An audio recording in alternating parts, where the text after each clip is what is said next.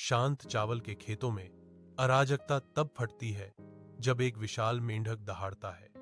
विशाल आंखों से आंसू बहते हैं। ग्रामीण दहशत में बिखर जाते हैं। उनके चेहरे शुद्ध डर और पूरी उलझन को दर्शाते हैं, क्योंकि विशाल उभयचर चिल्लाता है, बचाओ, बचाओ। इस अफरा तफरी के बीच एक बहादुर कुत्ता सीधा खड़ा होकर चलता है।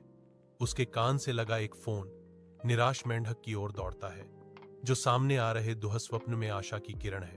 अस्पताल के गलियारे में अराजकता फैल जाती है, क्योंकि एक डॉक्टर दौड़ता हुआ जाता है, हताशा से एक स्ट्रेचर को धकेलता है।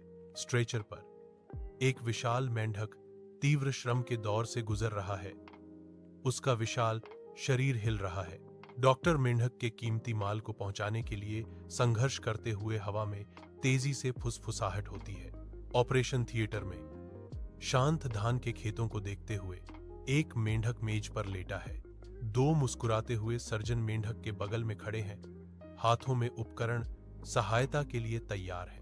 मेंढक स्पष्ट रूप से राहत महसूस करते हुए दो छोटे जीवंत मेंढक के बच्चों का स्वागत करता है, जबकि ग्रामीण बाहर जयकार करते हैं, सफल प्रसव का जश्न मनाते हैं।